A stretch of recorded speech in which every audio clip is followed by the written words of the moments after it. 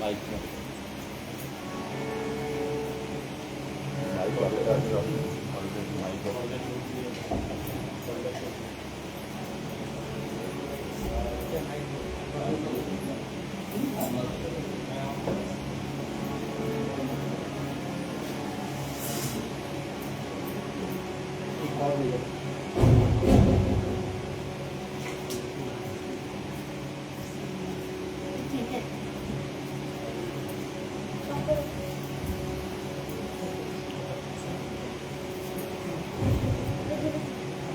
गुरु ब्रह्मा गुरु विष्णु गुरुदेव महेश्वर गुरु साक्षात् परम ब्रह्म तस्मै श्री गुरवे नमः।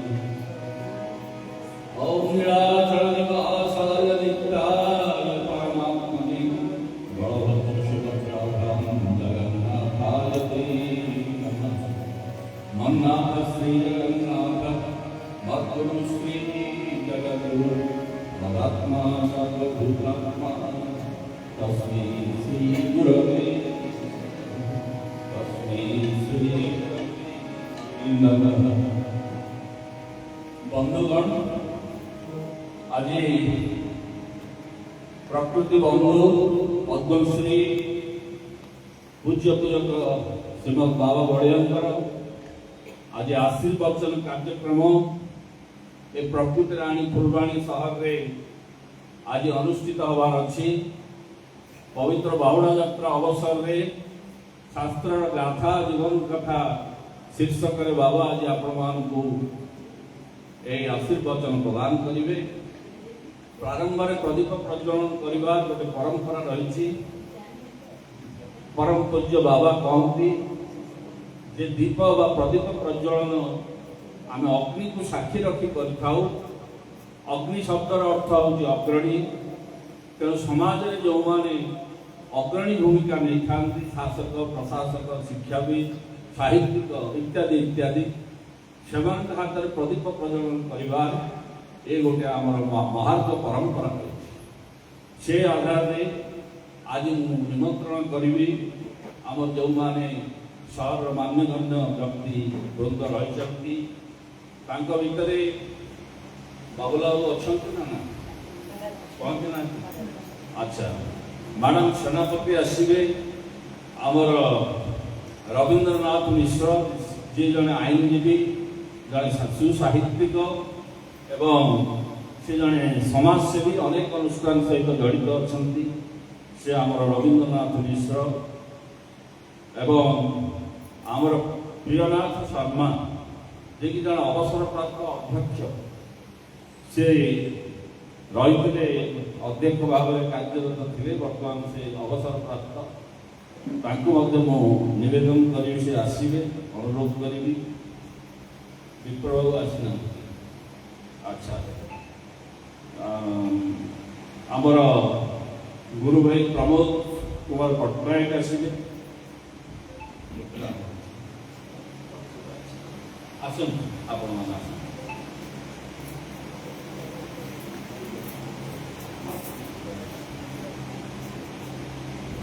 ओम दीपं ज्योति परम ब्रह्म दीपज्योति जनार्दन दीपज्योति हरते पापं संध्यादीप नमस्तुते। ओम चंद्रमा मनसो जातः चक्षुषूर्योरजायत श्रोत्राद् वायुश्च प्राणश्च मुखादग्निर्जायत अग्निर्मीलित पुरोहितं यज्ञस्य देवऋत्विजं होतारं रत्नघातमं क्षेत्र जित्वा पायवस्तद्देवो वः सविता प्राप्नयतो षष्ठतमाय कर्मणि अग्नि आयाहि भीतै तृणान् अभ्यदातै निहोता सचरिवर्हिषि सन्नो देवीरविष्ठय आपो भवन्तु प्रीतये संजोरपि श्रवन्तु नः। ॐ नीलाञ्चलनिवासाय नित्याय परमात्मने बलभद्र सुभद्राभ्यां जगन्नाथाय ते नमः। ॐ शान्तिः शान्तिः शान्तिः। ॐ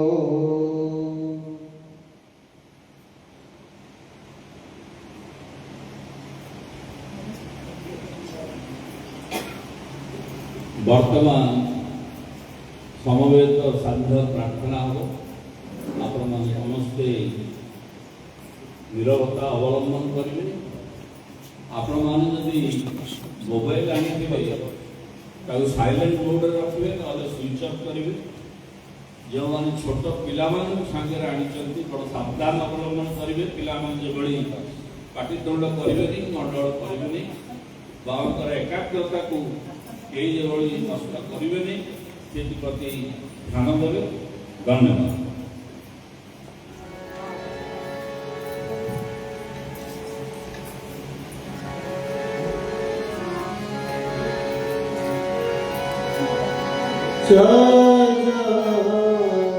श्री गुरु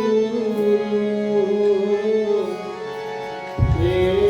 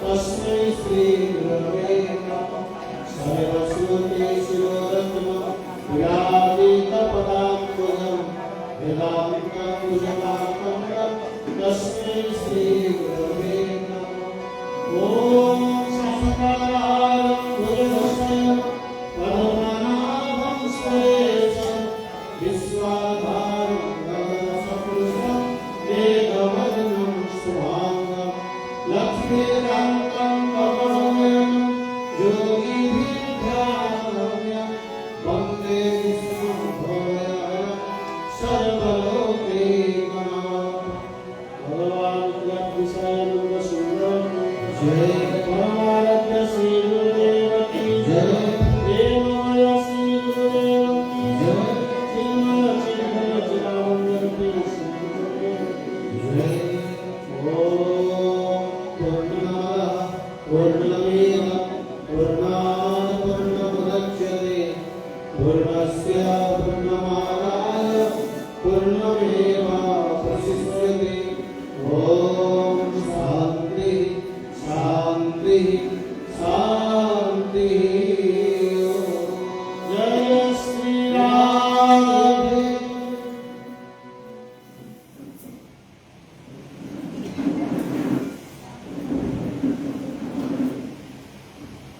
शान्ताकारं भुजगशयनं पद्मनाभं सुरेशं विश्वाधारं गगनसदृशं मेघवर्णं शुभाङ्गं लक्ष्मीकान्तं कमलनयनं योगिगिरिध्यानगम्यं वन्दे विष्णुं भवभयहरं सर्वलोकैकनाथम् यं ब्रह्मा वरुणेन्द्ररुद्रमरुतस्तूवन्ति दिवैस्तवे वेदैशाङ्गपदङ्क्रमोपनिषदेर्गायन्ति तं सामगां ज्ञानावस्थि तदज्जोगेन मनसा पश्यन्ति यं योगिनः अशान्तं विदुषुरासुरगणा देवाय तस्मै नमः गुरुर्ब्रह्मा गुरुविष्णु गुरुदेव महेश्वर गुरु साक्षात् परं ब्रह्म तस्मै श्री गुरवे আজি ଆମ ସମସ୍ତଙ୍କର ପରମ ସୌଭାଗ୍ୟ ଯେ ପବିତ୍ର ବାହୁଡ଼ା ଯାତ୍ରା ଅବସରରେ ଆମର ମାର୍ଗଦର୍ଶକ ପୂଜ୍ୟ ପୂଜକ ପ୍ରକୃତି ବନ୍ଧୁ ପଦ୍ମଶ୍ରୀ ଶ୍ରୀମଦ୍ ବାବା ବଳିଆଙ୍କର ଶୁଭାଗମନ ହେଇଛି ଫୁଲବାଣୀ ସହରକୁ। ବହୁ ବର୍ଷ ତଳେ ବାବା ଫୁଲବାଣୀ ସହରକୁ ଆସିଛନ୍ତି, ଗତକାଲି ଆପଣଙ୍କୁ କହୁଥିଲେ। ଏବଂ ଫୁଲବାଣୀ ସହରକୁ ବାବା ଅତ୍ୟନ୍ତ ଆତ୍ମୀୟତାର ସହିତ ବହୁତ ଭଲ ପାଆନ୍ତି, କାରଣ ପ୍ରକୃତିର ଶୋଭା ସମ୍ଭାରରେ ପରିପୂର୍ଣ୍ଣ ହେଉଛି ଫୁଲବାଣୀ ଜିଲ୍ଲା। ପାହାଡ଼ ଘେରା ଆଦିବାସୀ ଅଧ୍ୟୁଷିତ ଅଞ୍ଚଳ, ସର୍ବ ଆଦିବାସୀଙ୍କର ବାବା ବହୁତ ଭଲ ପାଆନ୍ତି ଅଞ୍ଚଳ। ଯାହା ହଉ ପରମ ପୂଜ୍ୟ ବାବାଙ୍କର ଆଜି ଶୁଭାଗମନରେ ଆଜି ସହର ପବିତ୍ର ହେଇଯାଇଛି। ଏବଂ ଦେଖନ୍ତୁ କିଭଳି ସଂଯୋଗ ଯେ ବାହୁଡ଼ା ଯାତ୍ରାରେ ହିଁ ବାବା ଆସିଛନ୍ତି, ଫୁଲବାଣୀକୁ ବାହୁଡ଼ି ଆସିଛନ୍ତି ଏବଂ ଗୁରୁବର୍ଗ ମାନଙ୍କୁ ରହିଛି। ଏଇଥିରୁ ଆପଣ କ'ଣ ଆଉ ପ୍ରମାଣ ପାଇବେ? ବନ୍ଧୁଗଣ, ବାବାଙ୍କୁ ବହୁତ ସମ୍ମାନ ମିଳିଛି। ସେ ସମ୍ମାନର ତାଲିକା ବହୁତ ଲମ୍ବା। ବାବା କେଉଁଠି ନିଜ ସମ୍ମାନ କଥା କହନ୍ତିନି। ବାବା କହନ୍ତି ମୁଁ ପୂଜ୍ୟ ପୂଜକ, ମୁଁ ପୂଜ୍ୟ ନୁହଁ ବା ପୂଜନୀୟ ନୁହଁ, ମୁଁ ପୂଜ୍ୟ ଲୋକଙ୍କର ହଉଛି ପୂଜକ।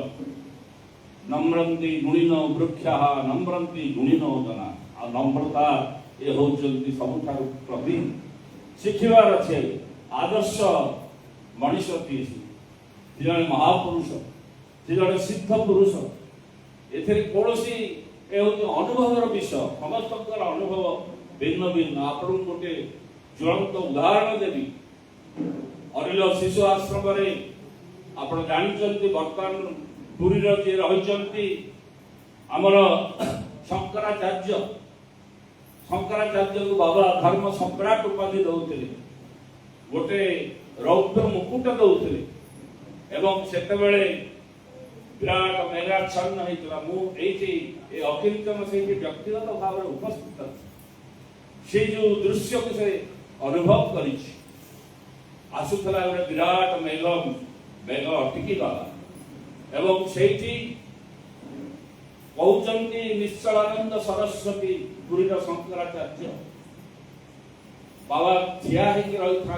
तले बाबा मंच को जाऊ न था बाबा को डाकी था आप आइए इधर बैठिए बैठिए बाबा बसले नहीं ठिया होकर रही जोड़ास्त कि सम्मान दौर बाबा कहते शंकराचार्य होती महान सनातन धर्म प्रतीक तेणुक धर्म सम्राट उपाधि भूषित कर समस्त प्रकार कार्यक्रम है अति चिताकर्षक मनोज्ञ कार्यक्रम संस्कृत डॉक्टर चिदानंद सरस्वती स्वागत भाषण कले एभली अनेक कार्यक्रम चलला एवं तार उत्तर से दिन कहते आप जो यहाँ उपस्थित है ना बाबा बलिया जी महाराज का जो आश्रित है ना वो जो महापुरुष का आश्रित है ना आप सब भाग्यशाली है एक गोटे शब्द जो महापुरुष आश्रित रही आपण सब भाग्यवान ये कहते शंकराचार्य पुरी शंकराचार्य ये आप अनुभव करते बाबा बाबा केवे कहते नहीं जे मु जन गुरु एवं केवल से नुहे बाबा मानस गुरु आपण मैंने समस्ते जानते बाया बाबा जान से निकट को जिते बाबा जानती से श्रीमद बाबा को सी केतबेले बाबा बड़िया बोली डाकती नहीं प्रथम चौकी सम्मान सत कहे शिशु अनंत आसीगले शिशु अनंत आसीगले शिशु अनंत आसी सब शिशु अनंत बोली संबोधन कर आमर इष्ट होउचंती शिशु अनंत एवं अनंत स्वरूप होउचंती आमर पूज्य गुरुदेव से होउचंती बलराम स्वरूप से होउचंती बलभद्र से होउचंती अनंत से होउचंती रुद्रावता से होउचंती शेषनाग एथिरे आद्य अतिरंजन अत्युक्तिर प्रश्न उठला जेतेबेले बाबा थारे जाइथिले पुरी पुरी से जेतेबेले आसुचंती आपणकर अरुण स्तंभ पाखर तीन थर बड़िया बड़िया बड़िया बोली शब्द आसला शून्य पानी आस बाबा कहले कि कहूची कहा डाकुची तापर अनुभव कले अन्य मान संगे जे थिले से कहले बाबा ये तो आपण को उद्देश्य रे शून्य पानी आसुची प्रभु श्री जगन्नाथ ही डाक देले हे बड़िया हे बड़िया हे बड़िया बाबांकर जो दीक्षा नला पर गुरु देते नाम बलराम दास आ बलराम दास बढ़िया हेबे तो आ कि हेबे जगन्नाथ जदि कालिया हेले बलराम होचंती बढ़िया एवं एई भली भाव रे बाबा काली कहते आपण माने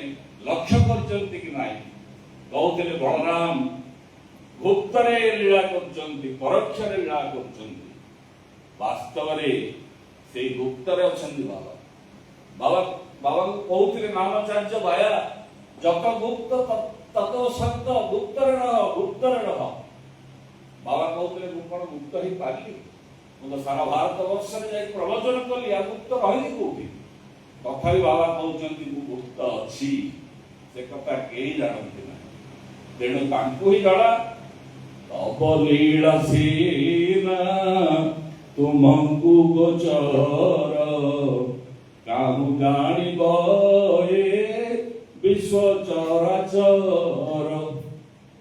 बाबा एक कथा कहती तेणु तांकर लीला तांकु जना आमे से लीला केबे हेले वर्णना करि परिबा नाही बाबा किभଳି समन्वय आपण देखंतु ଅନେକ ଆଶୀର୍ବଚନ ଦେଇଛନ୍ତି ବାବା, ଅନେକ କଥା କହିଛନ୍ତି।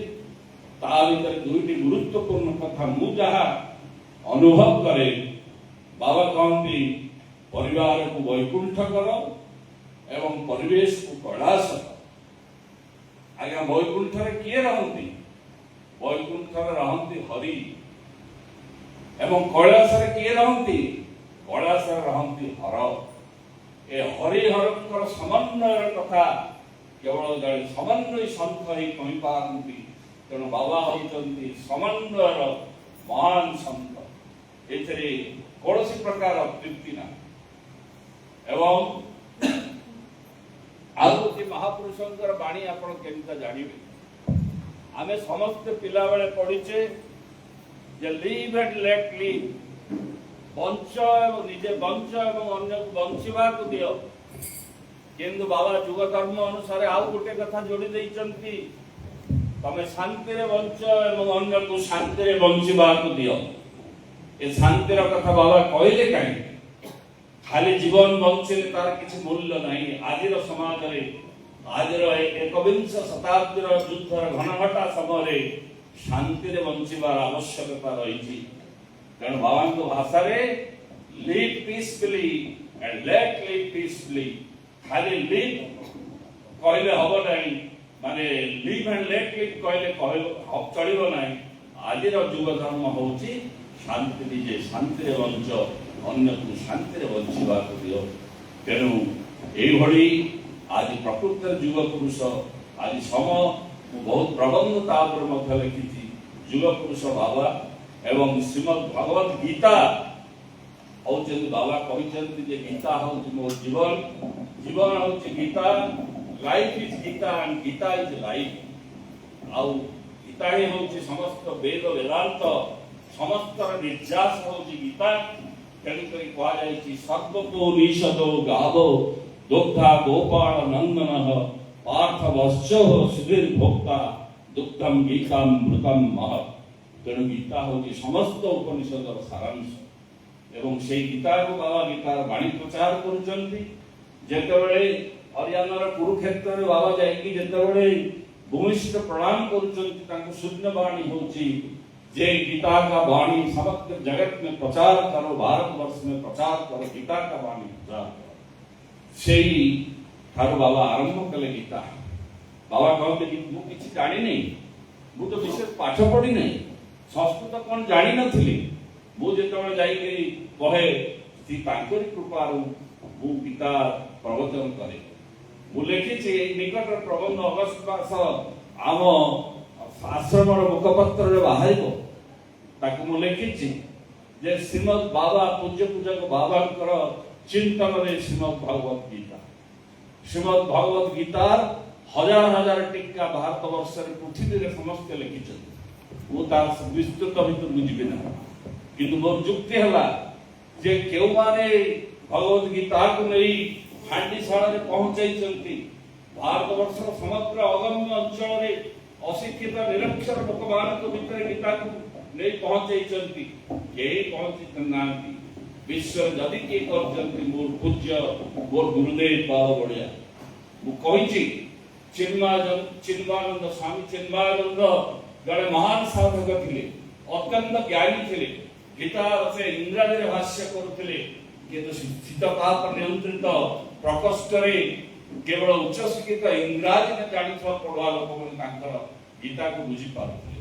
साधारण मनुष्य अपहंच इलाका रहिथिले, किंतु आज आप देखंतु गीता को एपरि सरल तरल भाषा रे बाबा बुझाइछंती जे साधारण मनुष्य मान बुझी पारुथंती गीता कोन।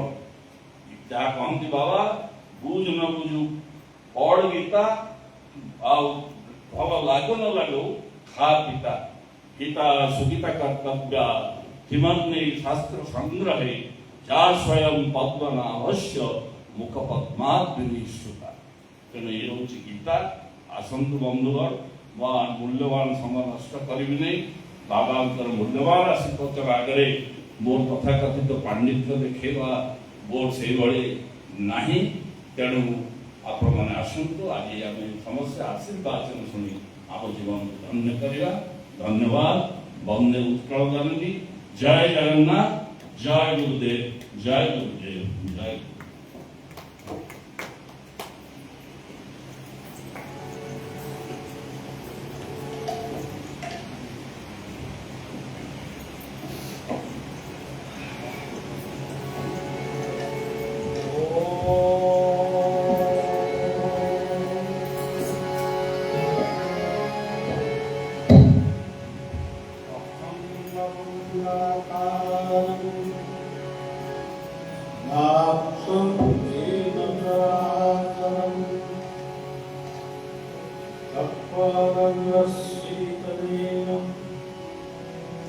तस्मै श्री गुरवे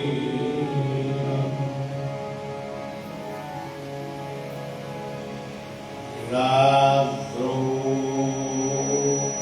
संकटे सतदमणि रत्नसिंहासनस्थं सर्वालङ्कारयुक्तं नवमनुष्य संयुक्तं चक्रम् भद्राया वामभागे सचरणयुक्तं ब्रह्मरुद्रेन्द्रवन्द्रं वेदारं सारमे सुरवयुगं ब्रह्मधारोहं स्मरामि। पिता मे परमविद्या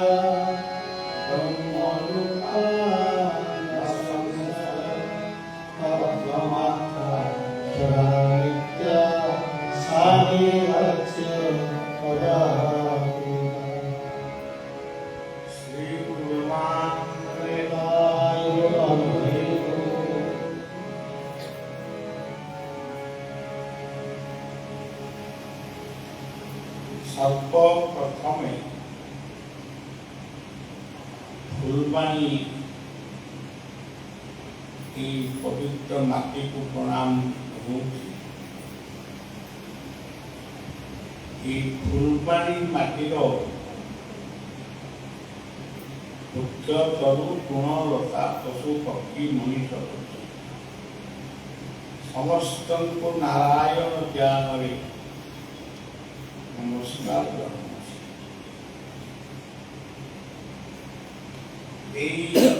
फुलबाणी सहर पाख स्थान विभिन्न गुरुमानंकर पूजार्चना एवं गुरुमानंकर छोट बड़ आश्रम सब रही सबु गुरु मान को निजर वो गुरु भाव प्रणाम करुची एवं आशीष भिक्षा फुलबाणी रे अछंती प्रभु जगन्नाथ विस्तृत मंदिर भितर अछंती बहुत दिन तले आसी जगन्नाथ दर्शन को दिव्य जीवन संघर प्रकोष्ठ गीतार प्रथम थर 2-3 दिन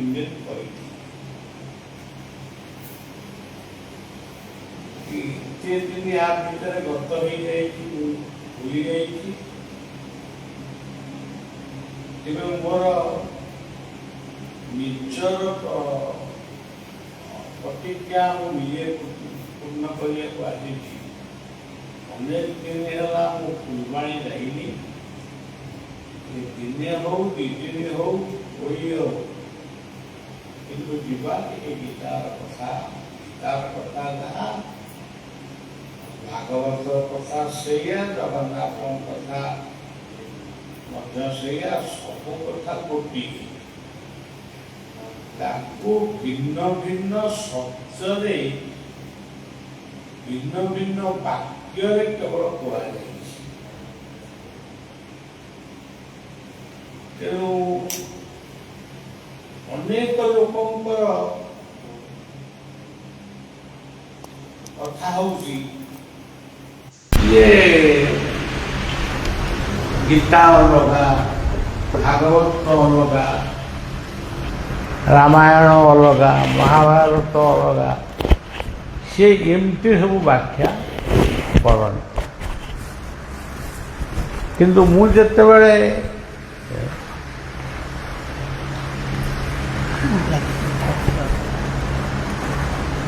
ମୋର ଚିନ୍ତା ଭିତରକୁ ଯେତେବେଳେ ସନାତନ ଧର୍ମର ବିଭିନ୍ନ ଶାସ୍ତ୍ର ବା ବିଭିନ୍ନ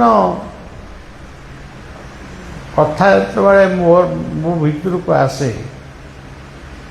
ଏମିତି କୌଣସି ଗୋଟିଏ କଥା ବି ନାହିଁ ଯେଉଁ କଥା ଭିତରେ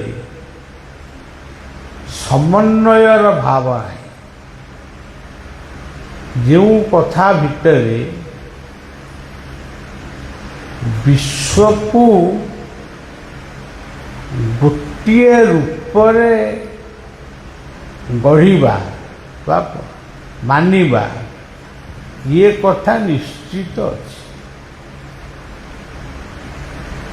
ଆମର ଉପନିଷଦରେ କୁହାଯାଇଛନ୍ତି, ମାନେ ଦେଖନ୍ତୁ ଆମେ ସଂସ୍କୃତ କ'ଣ ପଢ଼ିଛୁ, କେତେ ପଢ଼ିଛୁ, କେତେ ବ୍ୟାଖ୍ୟା କରୁଛୁ, ସେ ତ ଗୋଟେ ଅଲଗା କଥା।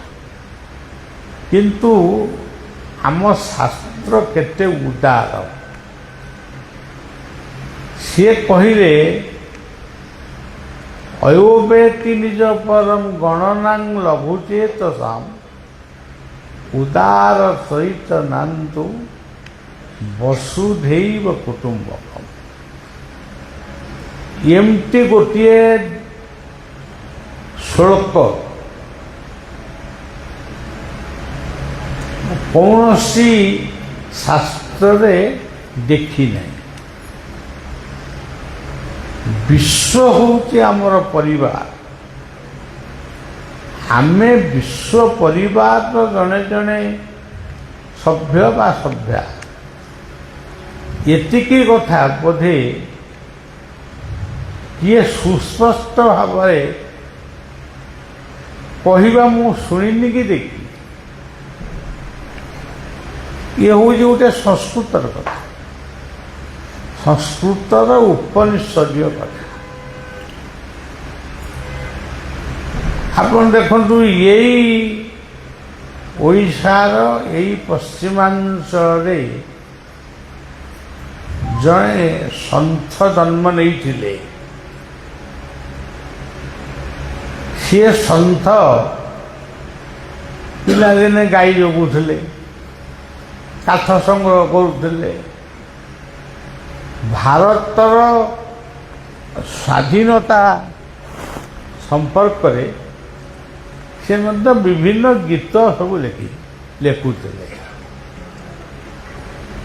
ସେଇ ସନ୍ଥ ଭୀମ ଭୋଇ କହିଲେ ଆପଣମାନେ ସମସ୍ତେ ଜାଣିଛନ୍ତି। ସେଇ ଭୀମ ଭୋଇ ଲେଖିଲେ ସେମିତିଆ କଥାଟା ମଧ୍ୟ ପୃଥିବୀରେ ଆଉ କିଏ କହିଛି ବା ଲେଖିଛି ତା ମଧ୍ୟ ମୁଁ କେବେ ଦେଖିନି। ବଳିଆ ସନାତନ ଧର୍ମର ଜଣେ ମଣିଷ ହେଇପାରେ, ସାଧାରଣ ମଣିଷ ହେଇକରି ମଧ୍ୟ ମୋର ଚିନ୍ତା କରିବାର ଅଧିକାର ଅଛି। ମୁଁ ଚିନ୍ତା କରିଛି। ସେ ପଦ୍ଧତି ଆପଣମାନେ ସମସ୍ତେ ଜାଣିଛନ୍ତି। ମୁଁ ଯେତେବେଳେ ରାଷ୍ଟ୍ରପତିଙ୍କର, ଏଇ ଯେଉଁ ରାଷ୍ଟ୍ରପତି ବର୍ତ୍ତମାନ ଅଛନ୍ତି ଦ୍ରୌପଦୀ ମୁର୍ମୁ, ତାଙ୍କର ଯେତେବେଳେ ରାଷ୍ଟ୍ରପତି ଶପଥ ଯେଉଁଦିନ ଅନୁଷ୍ଠିତ ହେଲା, ସେ ସବୁ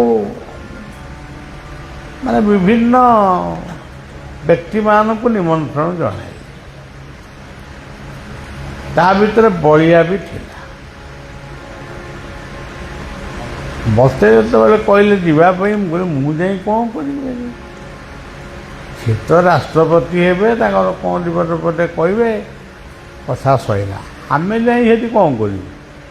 ନା ନାଇଁ ଗୋଟେ ଆପଣଙ୍କୁ ଡାକୁଛନ୍ତି ଯିବା କଥା ଶୁଣିଲା ବେଳକୁ ମୁଁ ଆଉ ଯିବା ଯାଇକିରି ମୁଁ ଦେଖିଲି ଆମର ଦ୍ୱାରା କିଛି କାମ ନାହିଁ। ଆମେ ଖାଲି କାମ ହେଉଛି ବସିବା କଥା। ଗୋଟେ ଚେୟାର ପଡ଼ିଛି, ସେ ଚେୟାର ଦେହରେ ଆମକୁ ବସେଇଲେ ଯେ ବସିଛୁ ତ ବସି ମାନେ ଗୋଟେ ବୋର୍ ଲାଗିବା କଥା।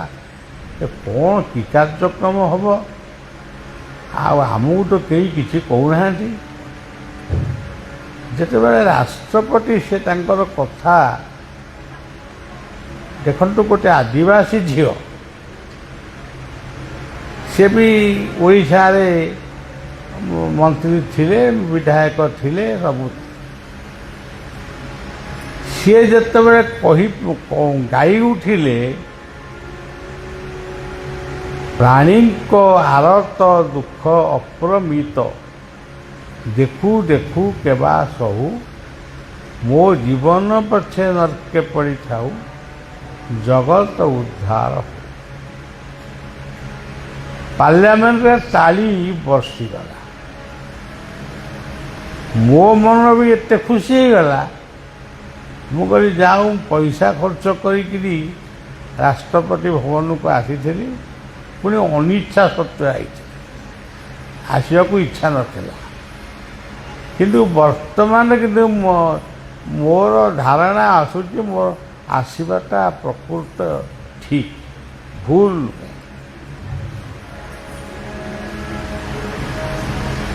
ଏଇ କଥା ପରେ ପରେ ତାଙ୍କର ଯିଏ ଥିଲେ ଉପରାଷ୍ଟ୍ରପତି ଭେଙ୍କିୟା ନାଇଡୁ, ସିଏ ମଧ୍ୟ ସେଇ ପଦଟାକୁ ଆଉ ଥରେ ରିପିଟେସନ୍ କଲେ। ତାପରେ ମୁଁ ଉଠିଲି ଆଇଲି। ତେଣୁ ଆମ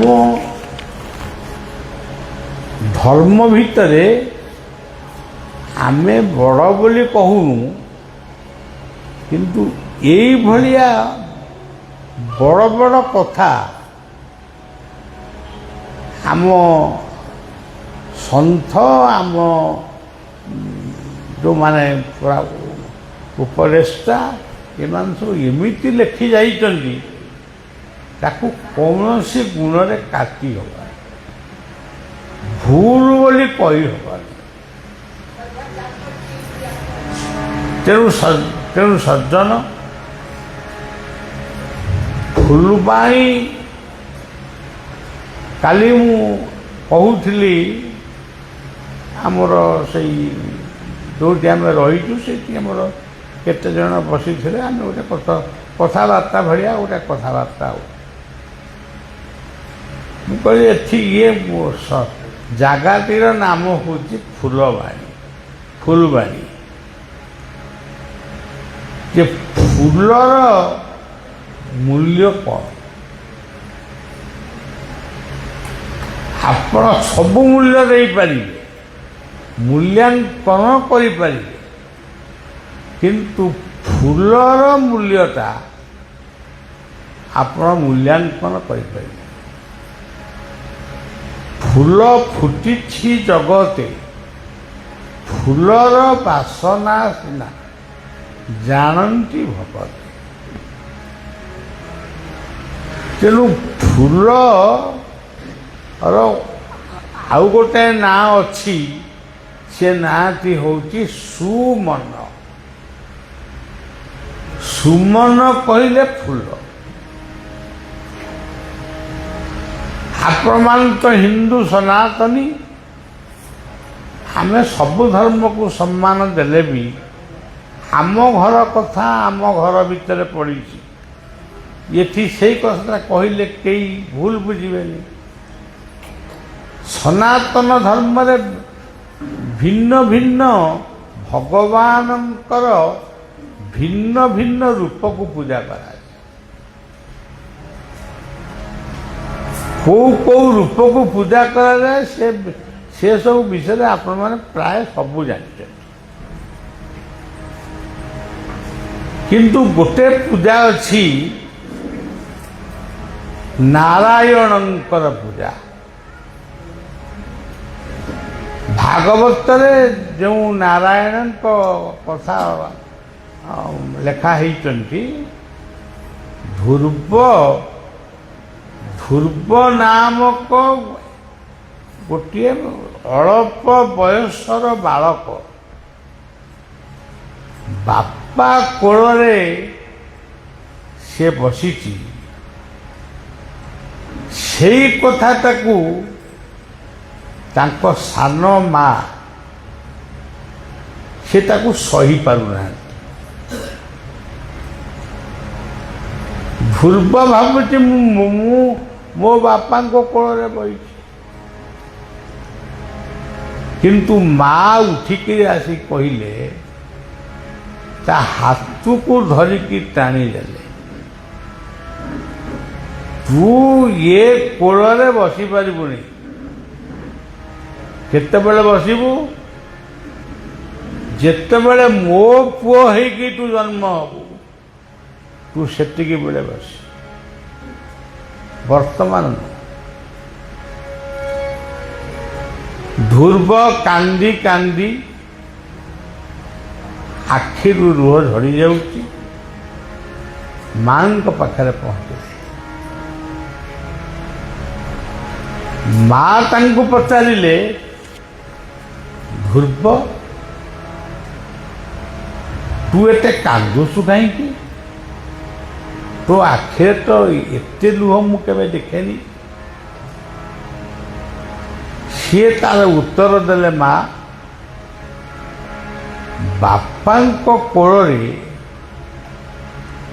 ବସିବାର କ'ଣ ଅଧିକାର ମୋର ନାହିଁ? ମା କହିଲେ, ଆରେ ବାପାଙ୍କ କୋଳରେ ବସିବାର ଅଧିକାର ନାହିଁ ତ ଆଉ କାହା କୋଳରେ ଅଛି? ନା, ମୋତେ କାହିଁକି ସାନ ମା ମୁଁ ବାପାଙ୍କ କୋଳରେ ବସିଥିଲି, ବାପା ଟିକେ ମୋ ମୁଣ୍ଡ ହାତ ଆଉଁସି ଦଉଥିଲେ,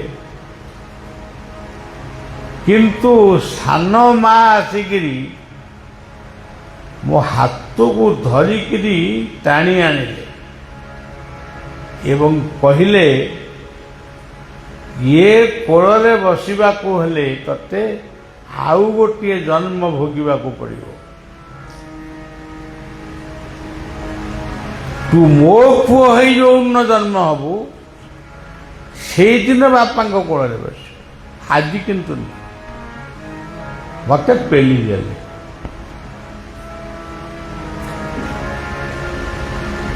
ମା ମମତାମୟୀ, ସ୍ନେହମୟୀ, ଛୁଆର ଆଖିରେ ଲୁହ ଦେଖି ମାଙ୍କର ଆଖିରୁ ବି ଅଜସ୍ର ଲୁହ ବହିଗଲା। କିନ୍ତୁ କଜିଆ କରିନାହାନ୍ତି, ଗଣ୍ଡଗୋଳ କିଛି କରିନାହାନ୍ତି। ମା ପୁଣି ତାଙ୍କୁ ପାଖକୁ ଡାକିକି ତା ଆଖିରୁ ଧ୍ରୁବଙ୍କର ଲୁହକୁ ପୋଛି ଦେଇକିରି କହିଥିଲେ, ହରି ଭରସା, ହରି ଭରସା, ହରି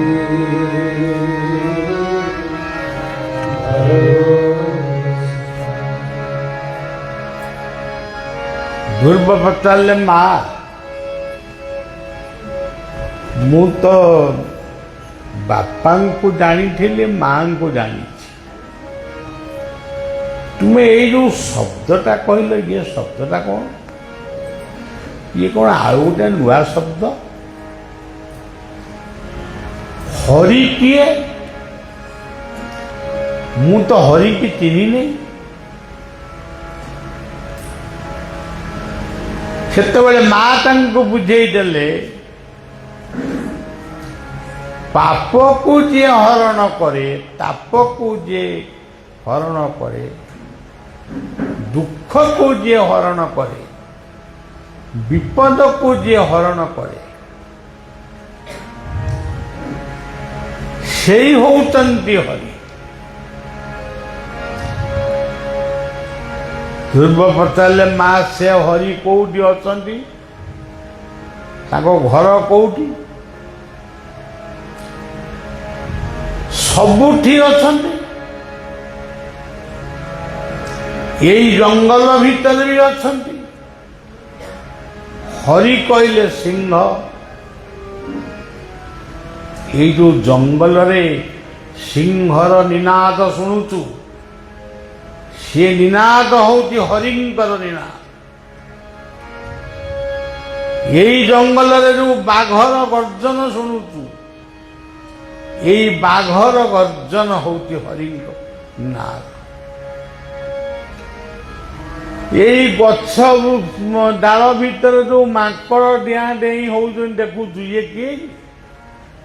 ଇଏ ହଉଛନ୍ତି ହରିଙ୍କର ପ୍ରତୀକ। ଆଉ ହରିଙ୍କି ଚିହ୍ନିବ କଣ? ଧ୍ରୁବ ଆଶ୍ଚର୍ଯ୍ୟ ହଉଛନ୍ତି, ମା ଏଇମାନେ ସବୁ ହରି? ଖାଲି ସେତିକି ନୁହେଁ, ହରି ଜନ୍ମ ହେଇଥିଲେ ତୁ ଯେମିତି ଆଜି କାନ୍ଦୁଛୁ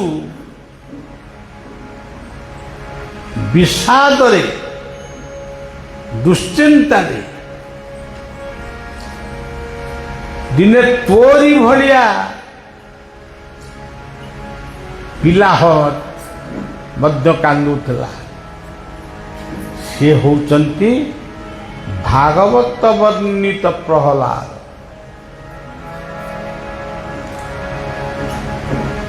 ପ୍ରହ୍ଲାଦଙ୍କର ଆକୁଳ ମିନତି ବା ପ୍ରାର୍ଥନାକୁ ଶୁଣି ସାରିଲା ପରେ ସେଇ ସ୍ତମ୍ଭ ଭିତରୁ ବାହାରିଥିଲେ ହରି। ହରି କହିଲେ ସିଂହ, ନରସିଂହ, ନରହରି।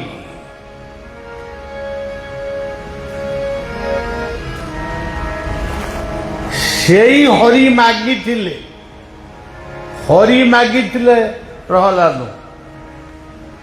ପ୍ରହ୍ଲାଦ ମାଗିଥାନ୍ତେ ସିନା, କିନ୍ତୁ ହରି ମାଗିଲେ ପ୍ରହ୍ଲାଦ। କଣ ମାଗିଲେ? ତତେ ମୁଁ ବର ଦେବି। ସେ ବରଟି କଣ ନେଲେ ତୁ ଖୁସି ହବୁ, ଟିକେ ସେଇ ନାଁଟା ମତେ କହ। ପ୍ରହ୍ଲାଦ ଗୋଟିଏ କଥା କହିଥିଲେ, ପ୍ରଭୁ ଇଏ ଜଗତରେ ସବୁ ପାଇ ସାରିବା ପରେ ଯେଉଁମାନେ ସବୁ ପାଇ ସାରିଛନ୍ତି, ଶେଷରେ ସେ କାନ୍ଦି କାନ୍ଦିକିରି ମୁଣ୍ଡ ବାଡ଼େଇକିରି କହୁଛନ୍ତି, ହେ ପ୍ରଭୁ ମତେ ଟିକେ ଶାନ୍ତି ଦେ। ସେ ଶାନ୍ତି ମାଗୁଛି। ସେ ଶାନ୍ତିଟି କୋଉଠି ମିଳିବ? ଏଇ ଯୋଉ ପିଲା ଗାଉଥିଲେ, ଆଉ କୋଉଠି ଶାନ୍ତି ନାହିଁ। ଇଏ ଘର ଫର, ଏସି ବେସି, ଇଲେକ୍ଟ୍ରିକ ଇଏ ସବୁ ଅଲଗା। ପୁଅ ଝିଅ ନାତି ନାତୁଣୀ ଇଏ ସବୁ ଗୋଟାଏ ଦଳ, ଆମେ ଗୋଟାଏ ଦଳ।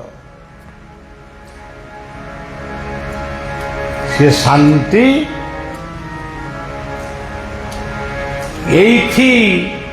এইଠି ମିଳିବ। ନମୋଇ ନୃସିଂହ ଚର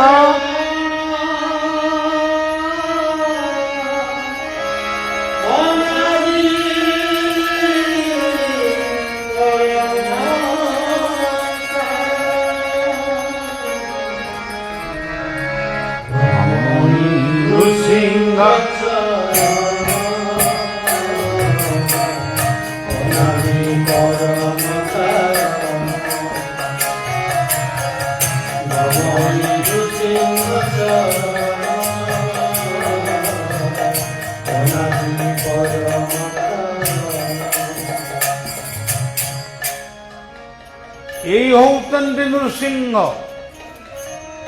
ସତ୍ୟ ते दैत्य कुलाधिनाथ मंथनम सूर्यन्दुविकेशरी भक्त पाई जी स्तंभरू ओह्लै आसिथिले तेणु तांको नाँ होउची नर हरि हरि कहले सिंह पुणी आउ थरे हरि आसिले त्रेतायां दशकंठ रामाभि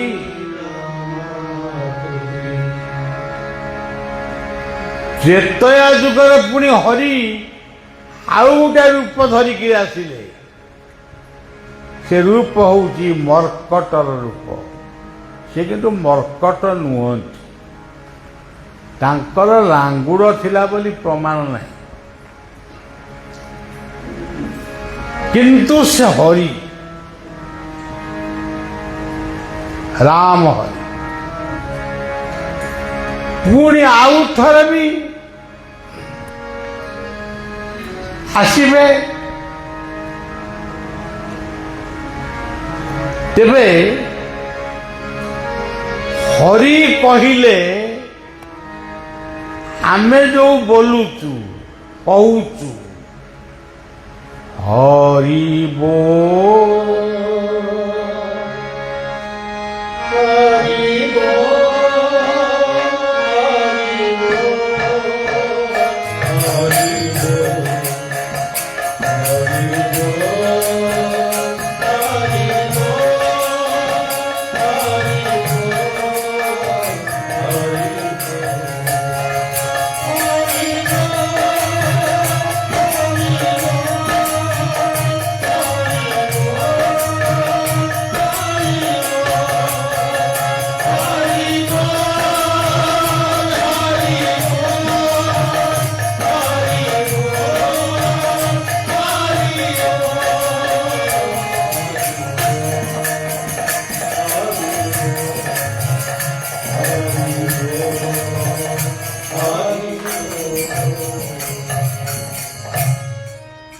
बंगोपसागर कूल कल्पवट मूल रोहिणी तीर्थ सन्निकटरे मुक्ति मंडप सन्निकटरे माँ विमला सम्मुखरे जो तीर्थकुंडटी अच्छी जार नाम होउची रोहिणी तीर्थ तेणु मन रखा पड़ो सी होउचंती हरि सेठी स्नान न हो खाली जल सिंची देले मध्य अनेक जन्म जन्मांतर पाप चली तुम्हें जानिच प्रहलाद तुमको गोटे कथा मन पकई दौची जाऊच जगन्नाथ दर्शन को बलदेव ना तो कई नौना कुआड़े जाऊच जगन्नाथ सुभद्रा ना तो कई नौना सुदर्शन को ना तो कई नौना तो जाऊच कहीं सेठी हरि लुचिकी अछंती से हरि के स्वयं बलदेव बलदेव होउचंती अनंत नाग सी नाग रूप को छाड़ी बलदेव रूप से आविर्भाव तुम्हें तांका नाँ धरुच बलदेव होउचंती राजा बलदेव हेबे राजा कान्हू परिचा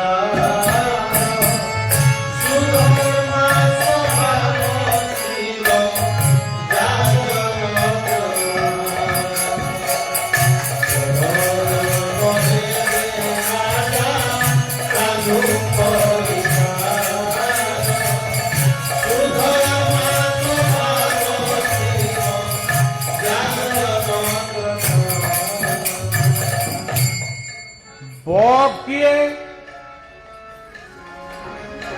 ଏକରେ ବସୁଧା ବ ସେ କେମିତିଆ ଶକ୍ତିବାନ। ଦୁଇରେ ବରୁଣ ସମୁଦ୍ର। ତିନିରେ ବ ହଉଛନ୍ତି ପବନ ବାୟୁ ବାୟୁ ଇଏ ହଉଛନ୍ତି ବ। ତାପରେ ବ ହଉଛନ୍ତି ବ୍ୟାମ ଆକାଶ।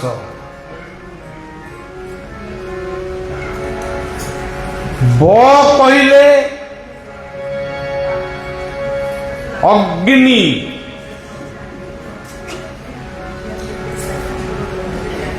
ଅଗ୍ନି ହଉଛନ୍ତି ସୂର୍ଯ୍ୟଙ୍କର ରୂପ।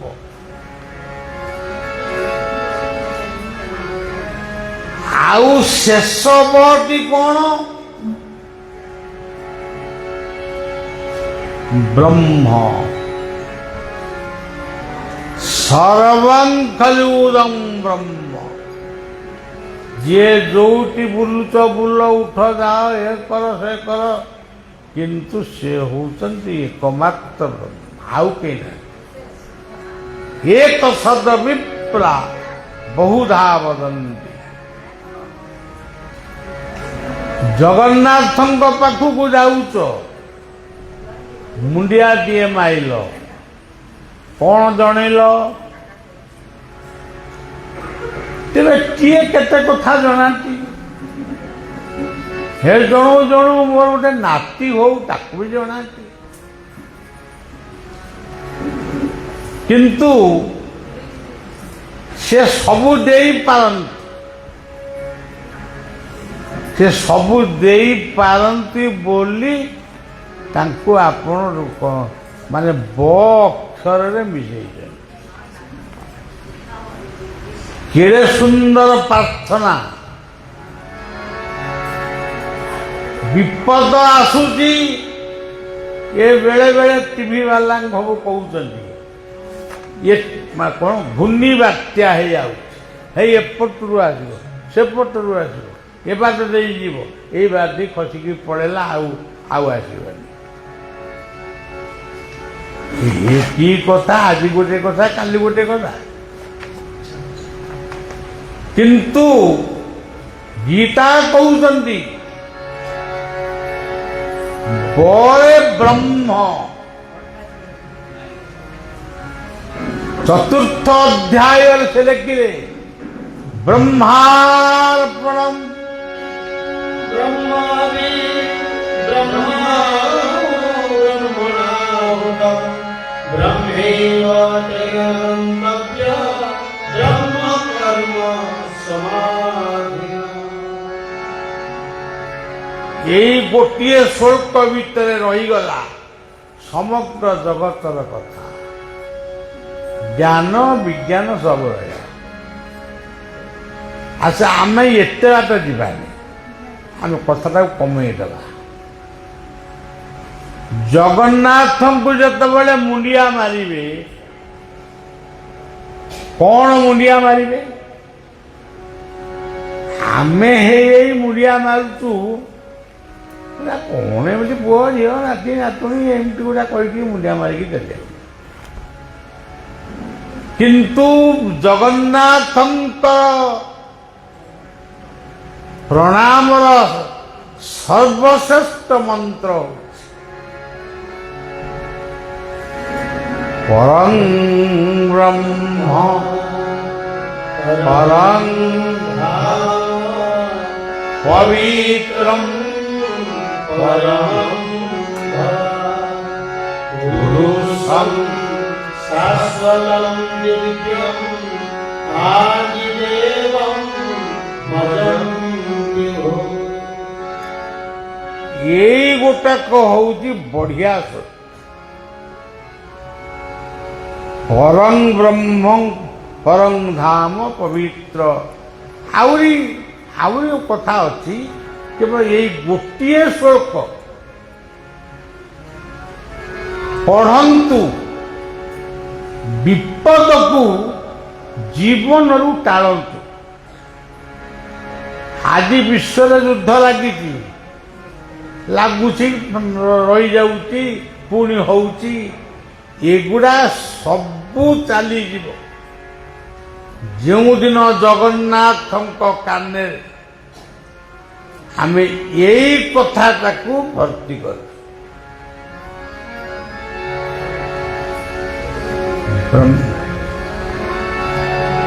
পরং ব্রহ্ম হে, হে পরং ব্রহ্ম, তুমি হি একমাত্র পরং ধাম, তুমি হি পবিত্র, তুমি হি শাশ্বত, তুমি অচিন্ত্য। জগত ভাসি যাଉଛି, ଦୟାକରି ରଖନ୍ତୁ। ସୁନ୍ଦର ତୁମ ଧୂଳି,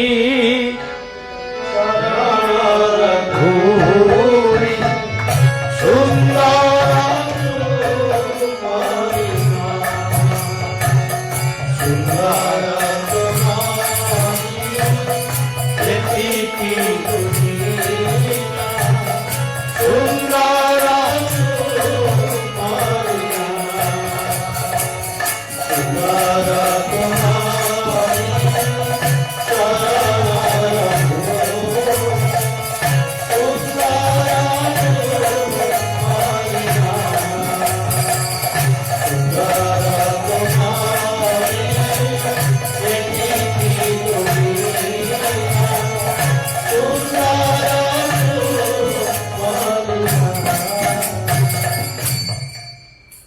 ଏ ସୁନ୍ଦର ବିଶ୍ୱକୁ ଆପଣ ଗଢ଼ିଛନ୍ତି, ମୁଁ ଗଢ଼ିନି। ମୋ ବାପା 14 ପୁରୁଷ ଗଢ଼ିନି, ଆପଣ ହିଁ ଗଢ଼ିଛନ୍ତି। ଆମେ ଏବେ ବଞ୍ଚିଛୁ। ଆମ ନିବେଦନ, ଏ ସୁନ୍ଦର ବିଶ୍ୱ ଏମିତି ରହିଥାଉ। ଆମେ ଦେଖୁ ଦେଖୁ ମରିବୁ।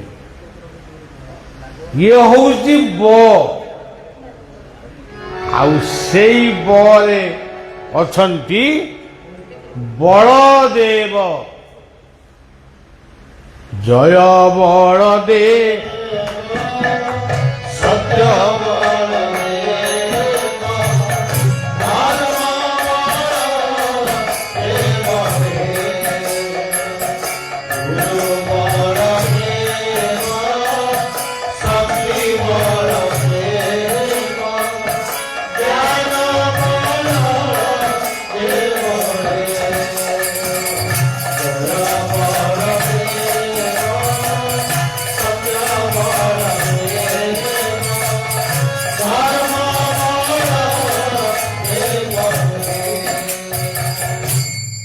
ଖାଲି ବ ବ ବ ବ କହିଲେ ମାନେ ଅନେକ କ୍ଳାନ୍ତି ବି କରିଲେ ନା କମି। ଇଏ ବର କ'ଣ କମି? ଏ କେତେ କଥା ଅଛି ଆଉ। ଆଚ୍ଛା, ବ ପରେ ଆଉ ଗୋଟିଏ ଅକ୍ଷର ଳ। ଳଟା ଓଡ଼ିଆରେ ନା ଆଉ କ'ଣ ହିନ୍ଦୀରେ ଅଛି? ସେ ସବୁ କହୁଛନ୍ତି ଲ। ତେବେ ସେ ଲଟି କିଏ? ସେଇଟା ଅଛି ଅସଲ ମଞ୍ଜିଟା, ସେଇଠି ଅଛି। ଶାଲବେଗ, ଶାଲବେଗ ବୃନ୍ଦାବନରେ। ମନରେ ରଖିଛନ୍ତି ପୁରୀକି ଆସିବେ, ଜଗନ୍ନାଥଙ୍କୁ ଦର୍ଶନ କରିବେ, କିନ୍ତୁ ଯିବି କେମିତି? ମୋ ଭାଗ୍ୟରେ ନାହିଁ। ସେ ସେଇଠି ପଦ୍ୟଟିରେ ଲେଖି ଡାକିଲେ,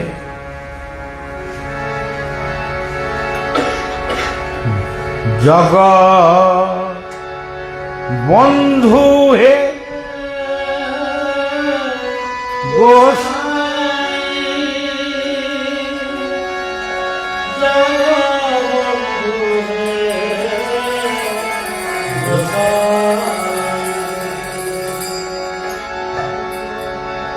ତାପରେ ଗୋଟିଏ ଧାନରେ ଲାଗି କହିଲେ ମୋହ ଯିବା ଯାଏ ଘୋଷେ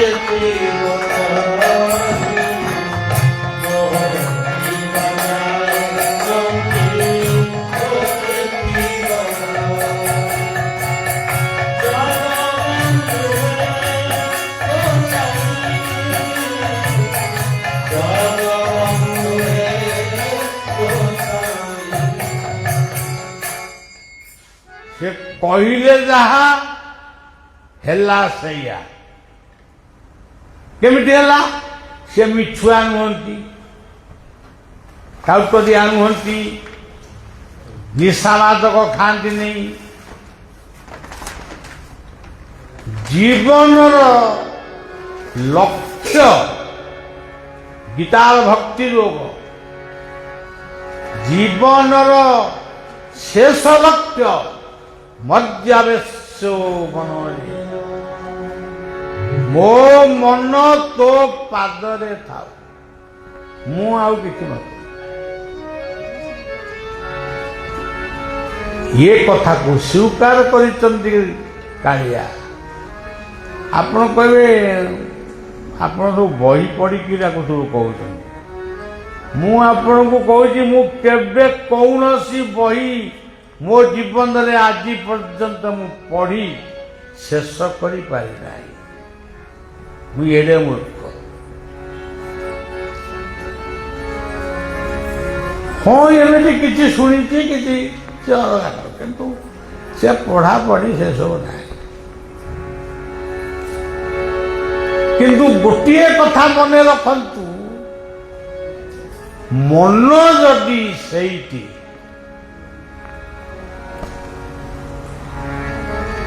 ଆଉ କିଏ କାହାର କଣ କରିବ? ପାଣ୍ଡବ ମାନଙ୍କର ମନ ସେଇଠି, ଦ୍ରୌପଦୀଙ୍କର ମନ ସେଇଠି। ଦ୍ରୌପଦୀ ଡାକିଲେ କଣ ମୋ କଥା କାନକୁ ଶୁଭୁନି? ମୋ ଆତ୍ମୀୟ ସ୍ୱଜନ ମାନେ ବହିଛନ୍ତି, ମତେ ଏ ଦୁଶାସନ ଉଲ୍ଲଗ୍ନ କରିବ। କାଲି ଆପଣ ଯେତେବେଳେ ଦ୍ୱାରିକାରେ ଶୁଣିବେ, ଆପଣଙ୍କ ଆଖିରୁ ଲୁହ ବୋହିବ। ମୁଁ ଆଉ ପାରିବିନି ପ୍ରଭୁ, ମୋ ଦେହରେ ଯୋଉ ବଳ ଥିଲା ମୁଁ ଛାଡ଼ିଦେଲି। ହାତ ଟେକିଦେଲା, ଏମିତିକିରି ହାତକୁ ଟେକିଦେଲା। ରଖିଲେ ରଖ ଜଗନ୍ନାଥ ଆଉ ନାହିଁ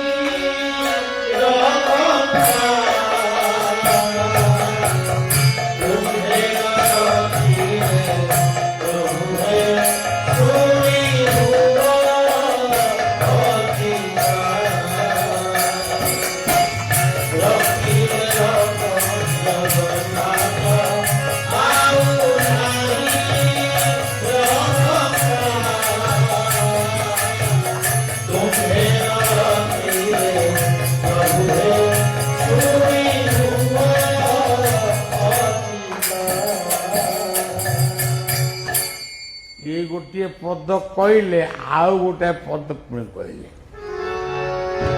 ସେ ପୁରା ସମର୍ପିତ ଭାବରେ କହିଲେ, ତୁମେ ଯେବେ କୃପା କରିବ ମୋତେ ଯିବ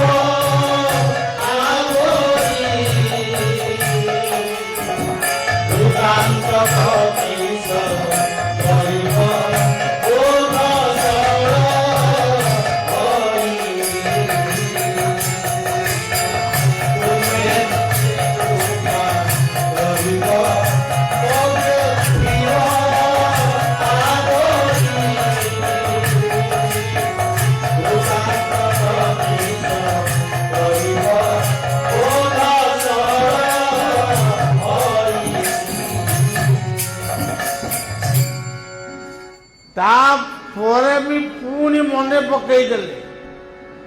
ଭକ୍ତ ଭଗବାନର ସମ୍ପର୍କ ଏମିତି ନା ଆଉ। ପୁଣି ମନେ ପକେଇଦେଲେ ରାଜୁଷୀ ଯଜ୍ଞ ସଭା କରି ବେତ ଧରି କୁଣ୍ଠିଆ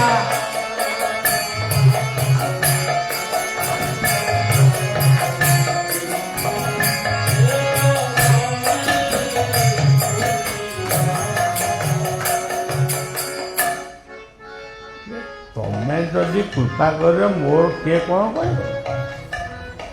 ମୋର କିଏ କ'ଣ କରିବ? ତୁମେ କୋଉଠି ଅଛ କି?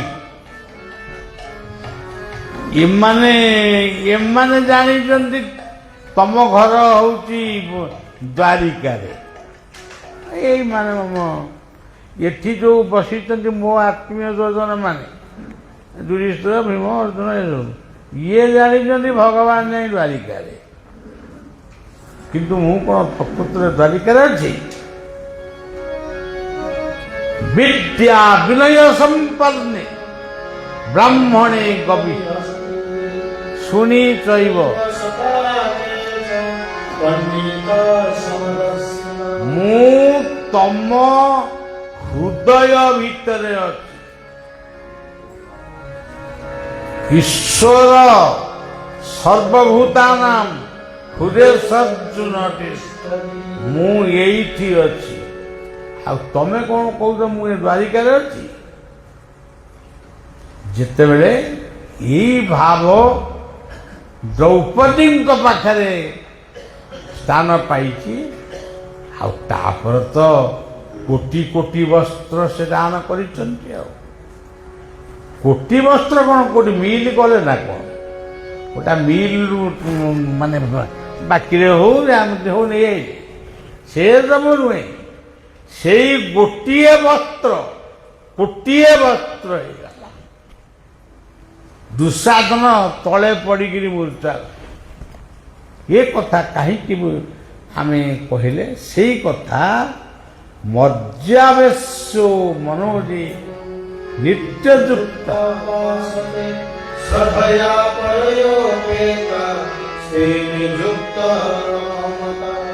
ଏଇ ଗୋଟିଏ ଶ୍ଲୋକରେ ସମଗ୍ର ଭାଗବତ ସମଗ୍ର ଭାଗବତ ଏଇ ଗୋଟିଏ ଶ୍ଲୋକରେ ଶେଷ ହେଇଯିବ। ଆଉ ଏତେ କଥା କହିବା ଦରକାର। ସେଥିପାଇଁ କୁହାଯାଇଛି ପରମ ଶାସ୍ତ୍ର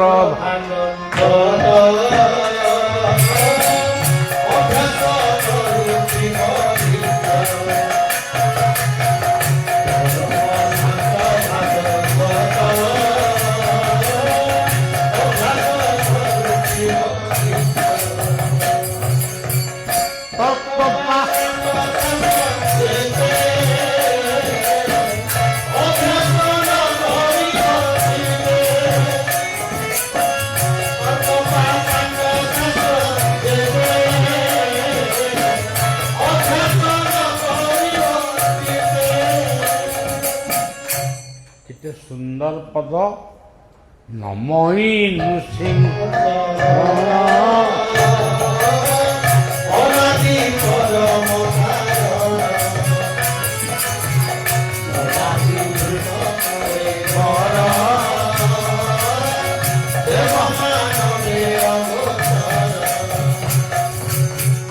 মায়া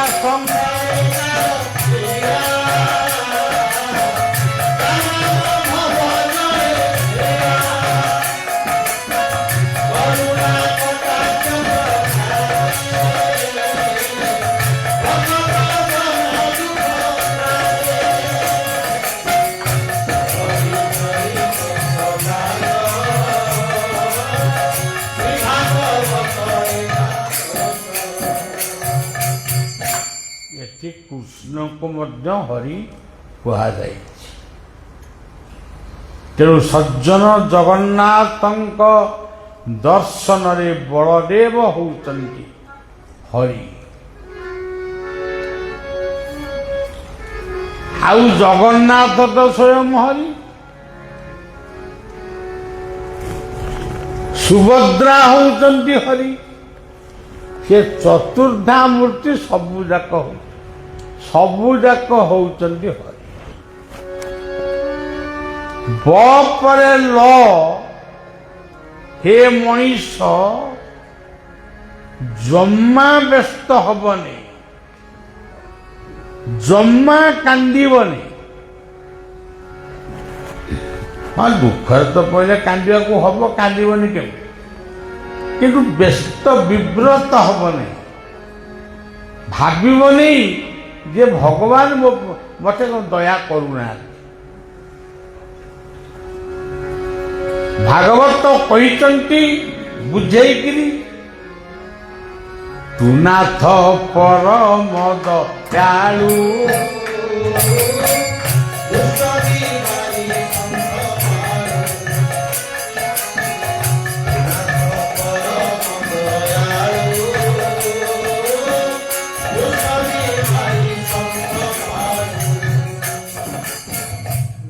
କରିବ କାହିଁକି କାହାକୁ? ତୁ ନାଥ ପରମ ଦୟାଳୁ, ଦୁଷ୍ଟ ନିବାରି ସନ୍ଥ ପାଳୁ। କାହାକୁ ଡରୁଛ? ଆଚ୍ଛା, ଇଏ ଗୋଟେ ଲ ଅକ୍ଷର କଥା ଗଲା। ଲକ୍ଷ୍ୟ ରଖ, ସେବା ସଂଯମତା ରକ୍ଷା କର, ସବୁ କଥା ମିଳିବ। ତାପର ଅକ୍ଷରଟି ହଉଛି ଦେ,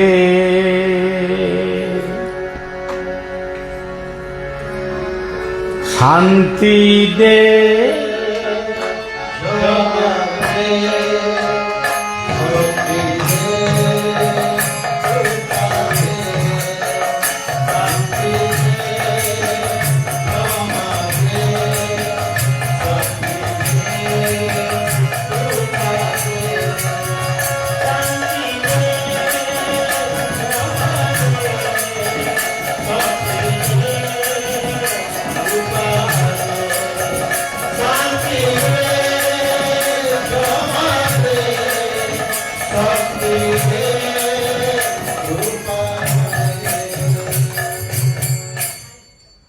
ନରସିଂହ ପଚାରୁଛନ୍ତି କଥାଟି ମନେ ରଖିଥିଲେ ମନେ ପଡ଼ିବ। ତୁମେ ବର ମାଗ, ମୁଁ ଆବିର୍ଭାବ ହେଇଛି ତମକୁ ଦବା ପାଇଁ, ଆଉ ତମେ କଣ ମନା କରୁଛ? ମୋର କିଛି ଦରକାର ନାହିଁ। ପ୍ରହ୍ଲାଦ କହିଲା, ପ୍ରଭୁ ମୋର ସେ ଜଞ୍ଜାଳ ମୁଁ ପଚାରି। ତଥାପି ନରସିଂହ ବୁଝଉଛନ୍ତି, ନରହରି ବୁଝଉଛନ୍ତି।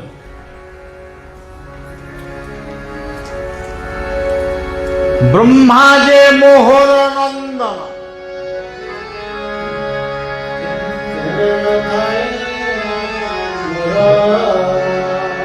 ବ୍ରହ୍ମା ଯେ ମୋହର ନନ୍ଦନ, ତେଣେ ନଥାଏ ମୋର ମନ। ମୋହର ଭାଇ ହର ପାଣି, ଲକ୍ଷ୍ମୀ ଯେ ମୋହର ଧରଣୀ। ନୀତି ବସଇ ବକ୍ଷସ୍ଥଳେ, ବିଖ୍ୟାତ ଭୁବନ। ତୁଜେ ମୋହର ପ୍ରିୟତମ, କେହି ନୁହଁ।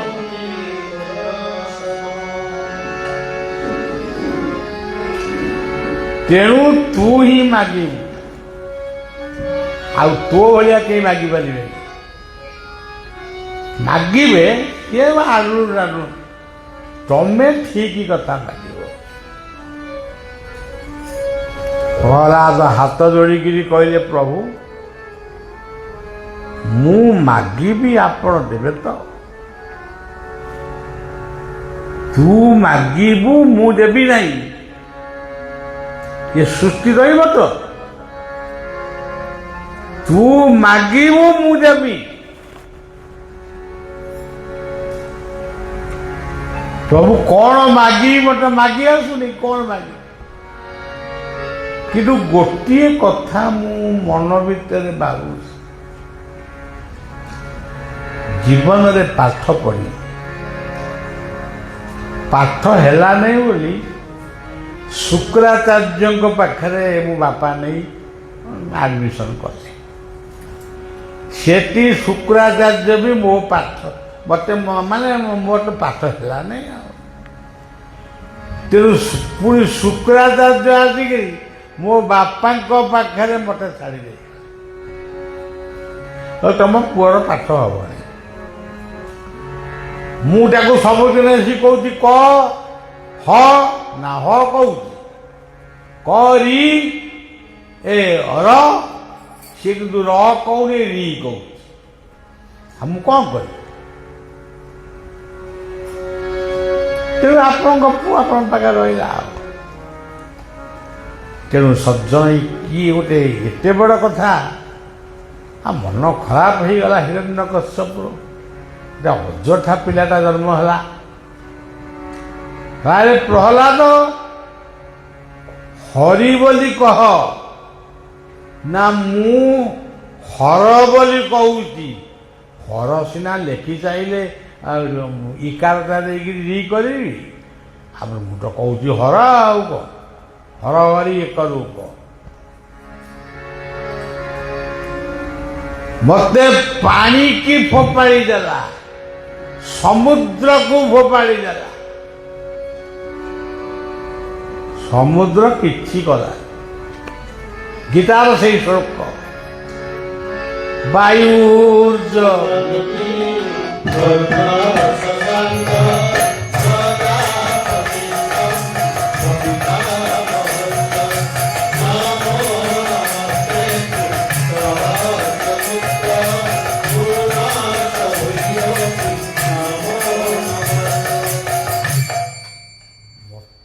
ସମୁଦ୍ରକୁ ଫିଙ୍ଗିଦେଲା। ସମୁଦ୍ର ମୋ ପ୍ରତି କୃପା ବର୍ଷଣ କରି ମୋତେ ଆଉ ବୁଡ଼େଇଲେନି।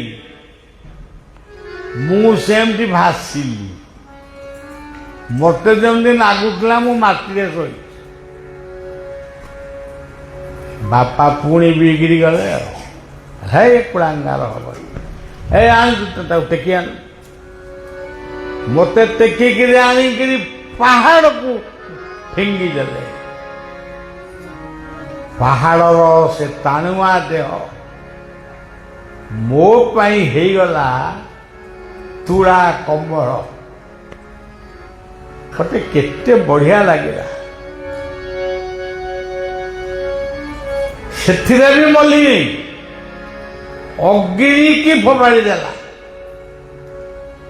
ମୁଁ ଅଗ୍ନି ମୋ ପାଇଁ ହେଇଗଲା ଥଣ୍ଡା, ଉଷ୍ମତା ରହିଲାନି। ସେ ତ ବାୟୁ, ସେ ତ ଅଗ୍ନି, ସେ ତ ବରୁଣ, ଆଉ କିଛି ତ ହେଲାନି। ଆଉ କ'ଣ କରିବ? ସେଥିରେ ଧରିଥିଲା ଗୋଟାଏ ଖଣ୍ଡା। କହିଲା ମୁଁ ଏଇ ଖଣ୍ଡାରେ ତୋ ମୁଣ୍ଡକୁ ଗଣ୍ଡିକି ଅଲଗା କରିଦେବି। ପକେଇଲା ଚୋଟେ। ପ୍ରଭୁ ମୁଣ୍ଡଟା ଅଲଗା ହେଇଗଲା। ବାପା ମୋର ହସୁଛନ୍ତି। ସିଏ ମୁଣ୍ଡଟା ପୁଣି ଆସିକିରି ବେକରେ ଲାଗିଗଲା। କିନ୍ତୁ ପୁଣି ଆଉ ଗୋଟେ ଚୋଟ ପକେଇଲା। ପୁଣି ମୁଣ୍ଡ କଟିଗଲା, ପୁଣି ଆସି ଲାଗିଗଲା। ପୁଣି ଆଉ ଗୋଟେ ଚୋଟ ପକେଇଲେ। ସେ ସେମିତି ଚାଲି ଯାଉଥାଏ, ପୁଣି ଲାଗି ଯାଉଥାଏ। ଶେଷରେ ବାପା ଖଣ୍ଡା ଫଣ୍ଡା ଫୋପାଡ଼ି ଦେ। ସିଏ ପଡ଼େ କହିଲେ ଏଇଟା ଦ୍ୱାରା କିଛି ହବ, କୋଉଥିରେ ମରୁନି ଏଇଟା ଅଜରାଟା। ଆଉ ତେଣୁ ପ୍ରଭୁ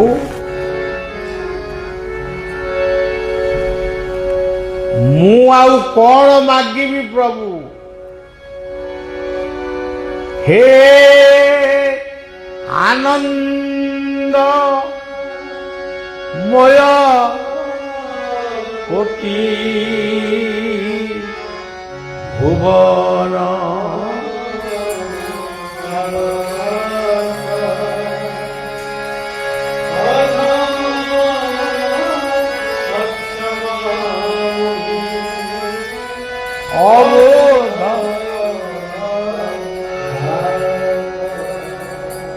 জ্ঞান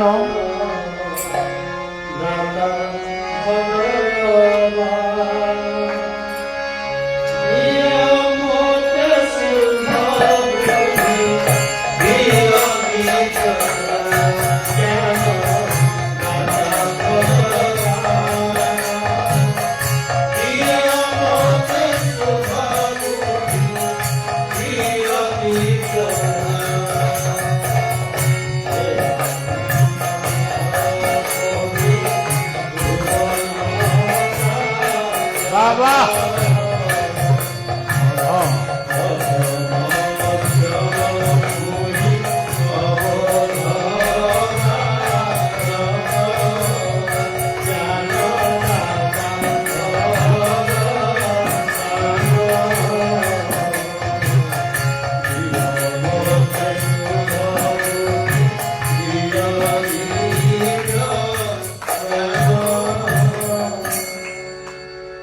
ରଥ ଉପରେ ବର୍ତ୍ତମାନ କାଳିଆ ବଇଛି,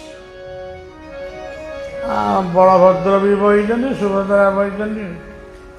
ଆମର ଇଏ ପ୍ରାର୍ଥନାଟା କ'ଣ ଭାବୁଛନ୍ତି ଯେ ଗୋଟେ ନିରର୍ଥକ ହେଇଯିବ? କାହିଁକି ନିରର୍ଥକ ହବ? କାହିଁକି ନିରର୍ଥକ? ତମେ କ'ଣ ବିରାଟ ହେଲେ ମୁଁ କ୍ଷୁଦ୍ର? ତୁମେ ସମୁଦ୍ର ହେଲେ ମୁଁ ବିନ୍ଦୁ। ମୁଁ ତମରି ଭିତରୁ ଆସିଛି ତମରି ପାଖକୁ। ମୁଁ ଏଇଠି ଡାକୁଛି ଫୁଲବାଣୀରେ, ଏଇଠୁ ଆପଣ ଶୁଣନ୍ତୁ। ଖାଲି ମୋ କଥା ନୁହେଁ, ସମସ୍ତଙ୍କ କଥା। हे आनंदमय कोटि भुवन पा अधम क्षम मुहि अबोधवा ज्ञान दाता भगवान। तेबे आमे आउ कौन मागिबू? जी जहाँ मागिब कौन बड़ पाटे कहीकि मागिब? मोर मु मागी सारे मुझे आपको कहूँ कौन मागि? सेमती गोटे प्रहलाद भली गोटे पुओ, सैया कहती पुओ। जी से बड़ी पुओ नुहे, सी पुओ हेले भी सी झील झील सागर झील गुड़ाक आजिकल भल पाठ पढ़ले कौ कूल को नुहति। तेरे जा हो हिरण्यकश्यप को मागुची, प्रहलाद मागुचंती नरसिंह, हिरण्यकश्यप कोल शोई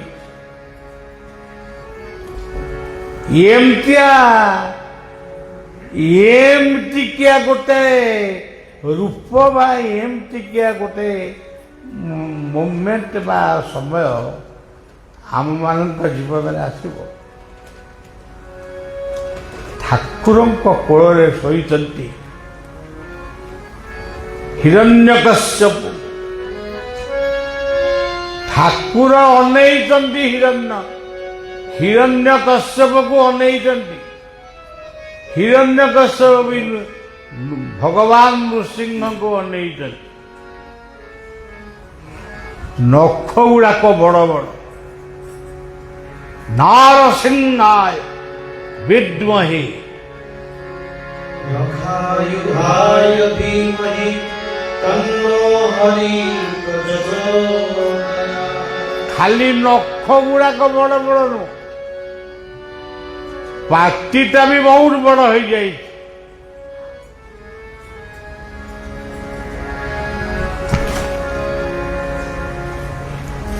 सेठी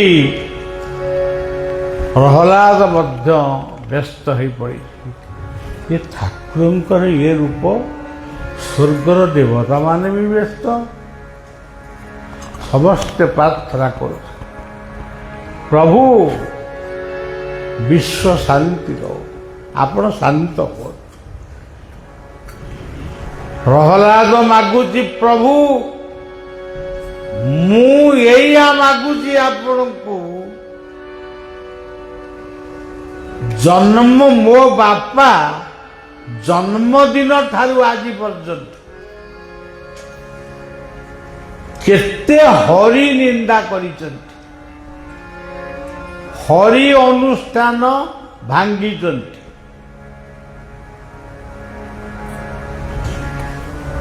ତେଣୁ ମୋ ବାପାଙ୍କର ଏଇ ଯୋଉ ଅପରାଧ ସେ ମୁକ୍ତି କେମିତି ପାଇବେ?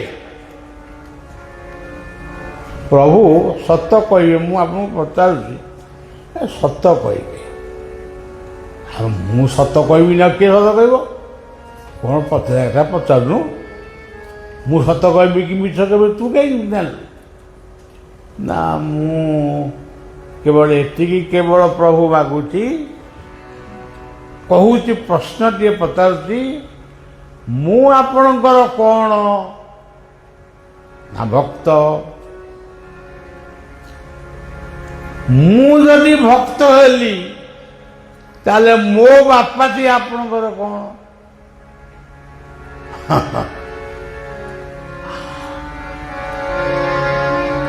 ନରସିଂହ ହସିଲେ।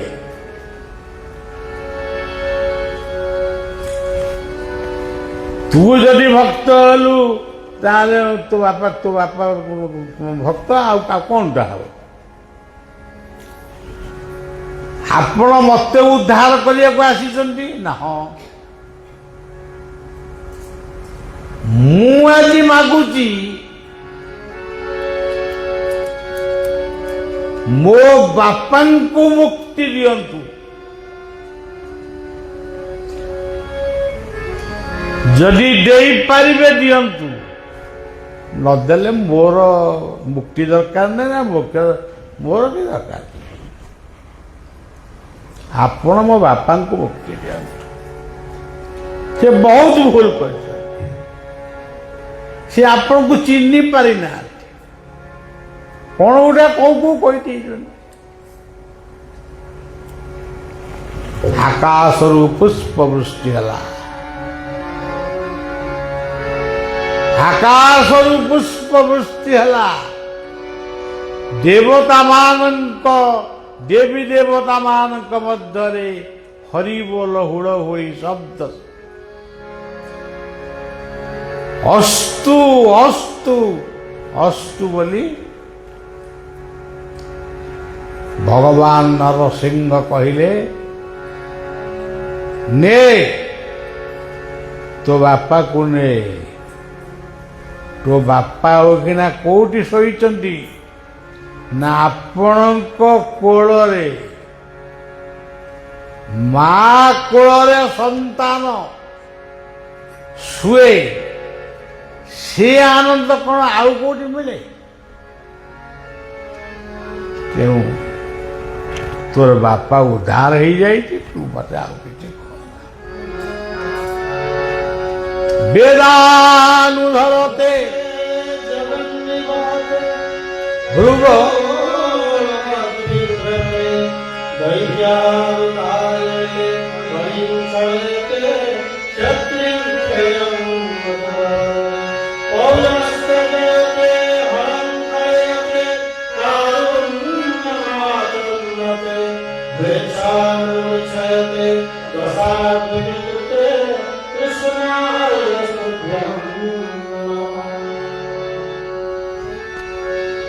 କାହାର ଯଦି ଘରେ କିଛି ଦୋଷ ଏମିତି ଗୋଟେ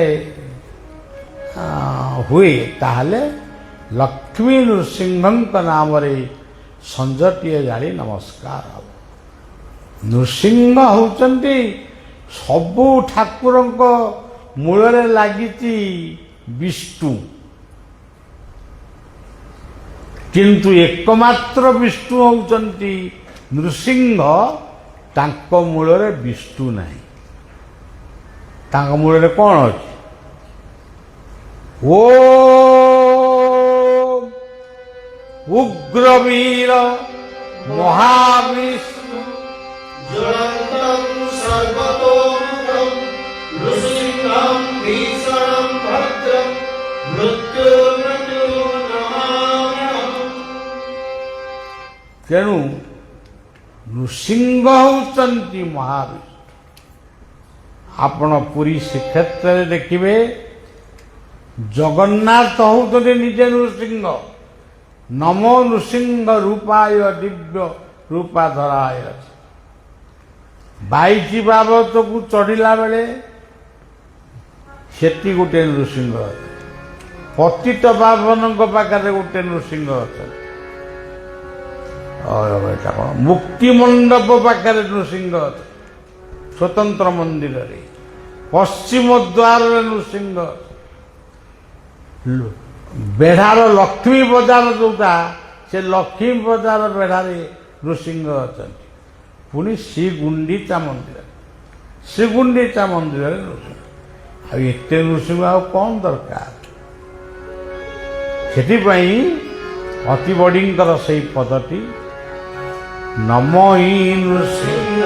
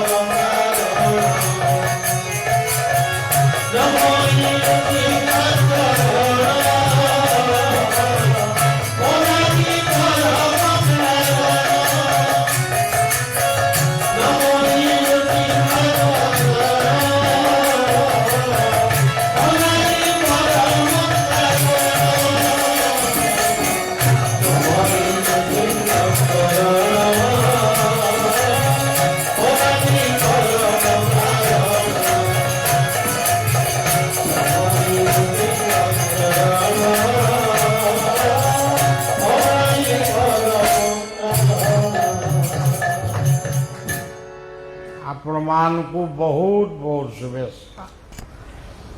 ବହୁତ ଦିନ ପରେ ଆପଣମାନଙ୍କ ଦର୍ଶନକୁ ବଢ଼ିଆ ଆସିଛି।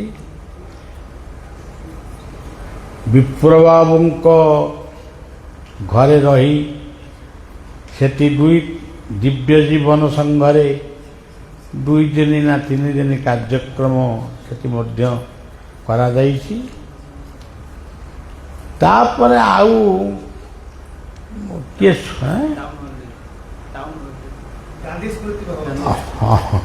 ମୋର ଆଉ ମନେ ନାହିଁ ମୁଁ କେତେ ଲୋକଙ୍କ ଘରେ ପହଞ୍ଚିଛି କ'ଣ କରିଛି ମନେ ନାହିଁ। ବର୍ତ୍ତମାନ ମୁଁ ଟିକେ ଚାଲିବାର କ୍ଷମତା କମିଲାଣି, କଥା କହିବାର କ୍ଳାନ୍ତି ଆସିଲାଣି। ତଥାପି ଯେପର୍ଯ୍ୟନ୍ତ ଜୀବନ ଗୋଟିଏ ବିନ୍ଦୁ ବି ଅଛି ସେ ପର୍ଯ୍ୟନ୍ତ ଆପଣଙ୍କ ସେବାରେ ଆମେ ରହିବୁ। ଏ ଆମର ପ୍ରିୟ ଓଡ଼ିଶା, ଏ ହେଉଛି ଆମର ବ୍ରହ୍ମମାଟି। ଯେଉଁ ବ୍ରହ୍ମମାଟିରେ ପ୍ରଭୁ ଜଗନ୍ନାଥଙ୍କର ଆବିର୍ଭାବ ହେଇଛି। ବିଶ୍ୱର ମଙ୍ଗଳ ପାଇଁ ମୁଁ ପ୍ରାର୍ଥନା କରି କଥାକୁ ଏଇଠି ରଖୁଛି। ପୁଣି ଦେଖା ହେବ।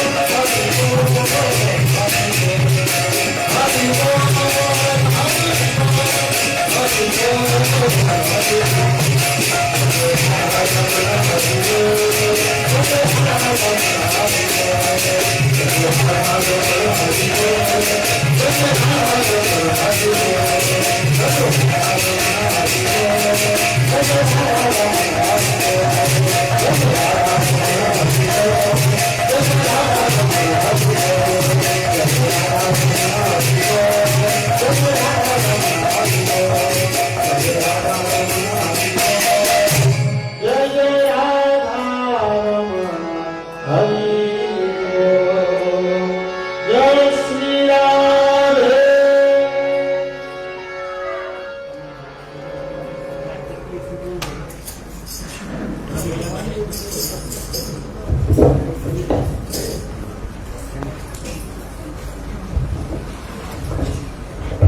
이런 데다. 이런.